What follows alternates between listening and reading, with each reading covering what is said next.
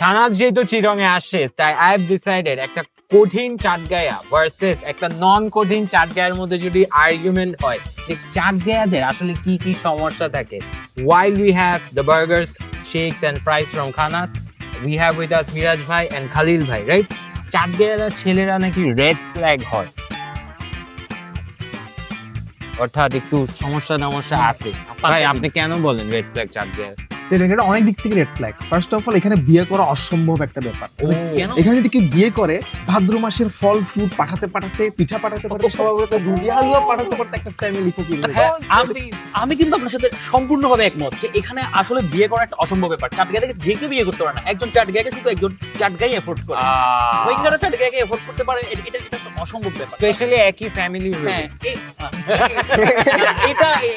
এটা কিন্তু এটাও বললাম, অনেকগুলো রিউমার আছে, তার মধ্যে এটা একটা রিউমার রোহিঙ্গাদের দেওয়া আমাদের।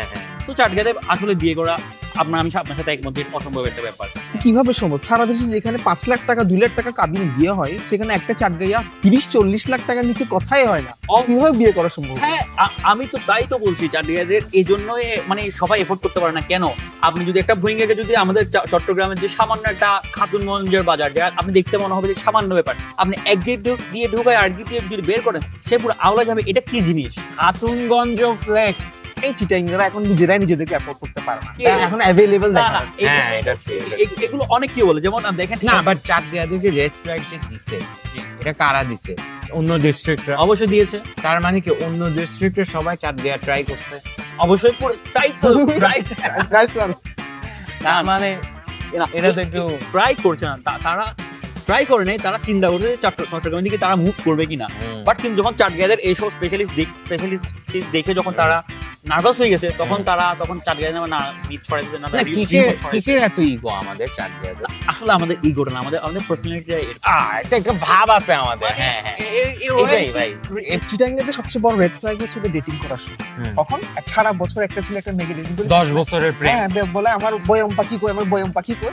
বিয়ের আগে বলে আম্মু তুমি যা বলবে তাই হবে। তো এইভাবে কেমনে হবে একটা মেয়েকে কেন ডেটিং করবে? হ্যাঁ, মা যেটা বলে ওকে বিয়ে করে, তাহলে এত বছর তুমি কেন সময় কেন নষ্ট করছিস? এটা তো এটাই একটু নার্ভাস হয়ে গেছি আমি এখন। আমি কি সব নার্ভাস থেকে আসে না। এই বিষয়টা থ্যাংক ইউ সো মাচ। এটা কিন্তু নার্ভাস থেকে আসে না, বিষয়টা এসছে কোথা থেকে? যখন একজন ভূমিকারা যখন চাটগাঁয়াতে করতেছে, এটা প্রুফ করার জন্য ভূমিকারা যখন চাটগাঁয়াতে ডেট করতে পারে না, তখন তারা কি বলে যে চাটগাঁয়ারা এত বছর প্রেম করে লাস্টে গিয়ে বলে আম্মুর সাথে। এটা কিন্তু আপনি ভালো করে ইন্সপেকশন করেন, তখন আপনি দেখতে পারবেন যে এটা কখন হয়েছে, যখন একজন চাটগাঁয়া মা একজন রোহিঙ্গা তার গার্লফ্রেন্ডকে অ্যাকসেপ্ট করতেছে না।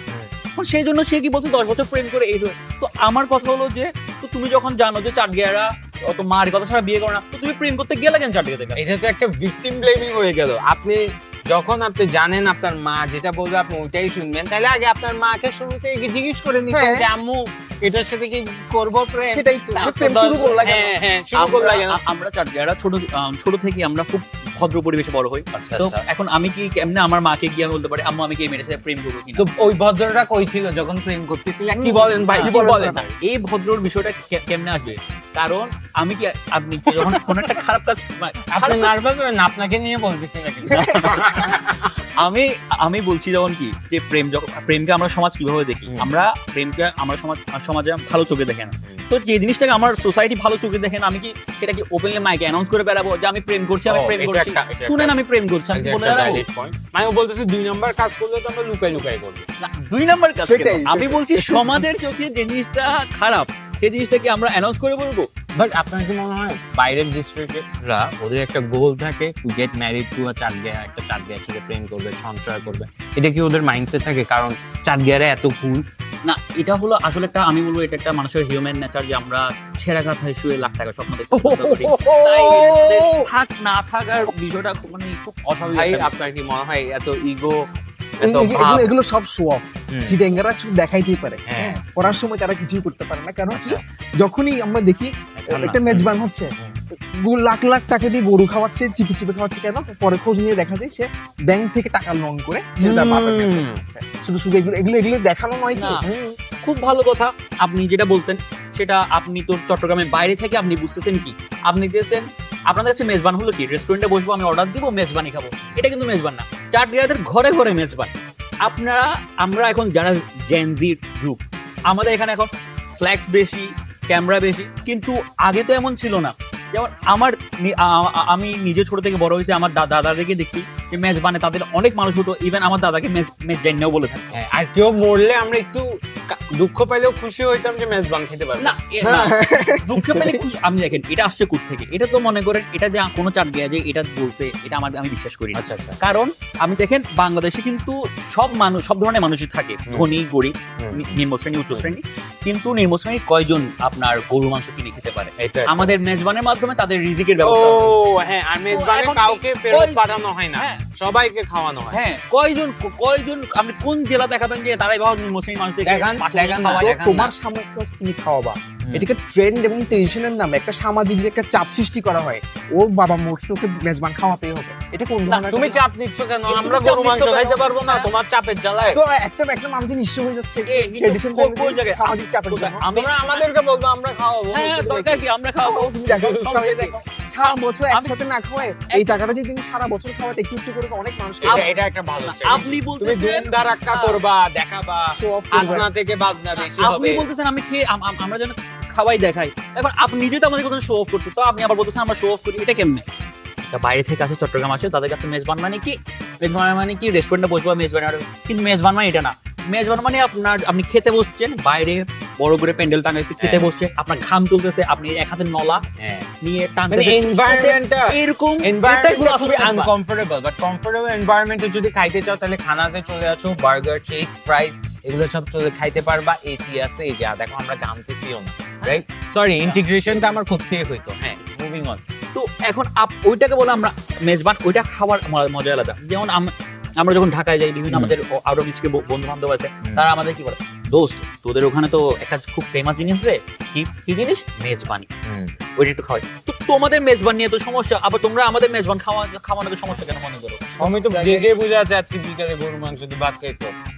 আমিন ভাই, আমি আপনাকে একটা কথা বলবো। বলেন ভাই। যে এখন দেখেন একটা জায়গায় তো দুই ধরনের মানুষ থাকে, ঠিক আছে? তো আমাদের চাটগাঁয় হওয়ার পর কিছু মানুষ আসে দালালি করতে।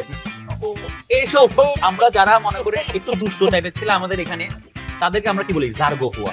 কিন্তু এই ধরনের দালালকে আমরা বলি চিটাঙ্গাদের একটাই ট্রেড, চিটাঙ্গাদের একটাই ট্রেড, কিছু যুক্তি দিতে পারবে না, গালি দিয়ে শেষ করবে। এটা সব সময় করতে হবে। এটা দেখেন, তাদের কাছে আবার দেখেন, আবার গালি থেকে মনে আসছে যেটা কথা, যে আমরা যখন আমাদের ভার্সিটিতে ক্লাস করতে যাই, তখন আমাদের কি আমার ফ্রেন্ডরা বলে, বন্ধু তোদের একটা গালি আছে না, এটা একটু দেয় তো, এটা একটু। তো এখন তো তোমরা যদি গালিকে এত অপছন্দ করো, তোমরা আমাদেরকে আসি কেন বলো বন্ধু? না, এটা মনে হয় শুধু আপনার বন্ধুরা, আমাদের না, এটা আপনারা ডিনাই করতেছেন। আপনি একটু বার্গারটা ট্রাই করে দেখেন, যেহেতু আমরা মেজবান নিয়ে বলছি। দেখেন ওয়েজেসটা দেখেন, এটা কিন্তু আমরা ঢাকায় না, কারণ খানাস এখন চিটং এই চলে আসছে। চিটং এ যতই লাভ হয়ে থাকুক, খানাস আপনি এখন চিটং এ পাচ্ছেন, এটাতে আমরা এগ্রি করি নাকি? এটা একটা ভালো এডিশন হয়েছে, যাতে চাটগাঁয়ারা শুধু মেজবান নিয়ে অবসেস না হয়েও ভালো বার্গার, শেকস আর ফ্রাইস খেতে পারবে। বাট যেহেতু আমরা এখন মানে বুঝতে পারছি, বাট আমাকে একটা জিনিস বলেন যে চাটগাঁয়ারা বিয়ের পর এই কালচারটা যে একটা আস্ত গরু পাঠাইতে হবে কোরবানের সময়, এটা কেন?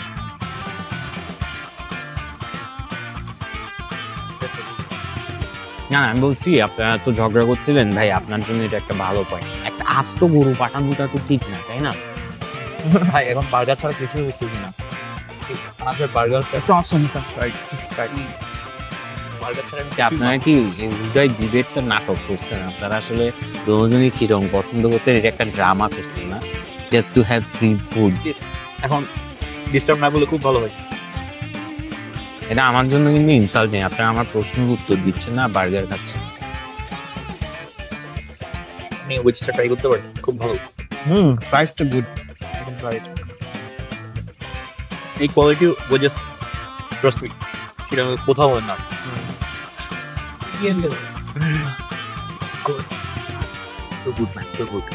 গাইস, আমাকে ইগনোর করা হয়েছে, বাট আপনাকে ইগনোর করা হবে না। খানাসে আপনি best burger, fries and shakes খাইতে চিটং এ খানাসে চলে আসুন।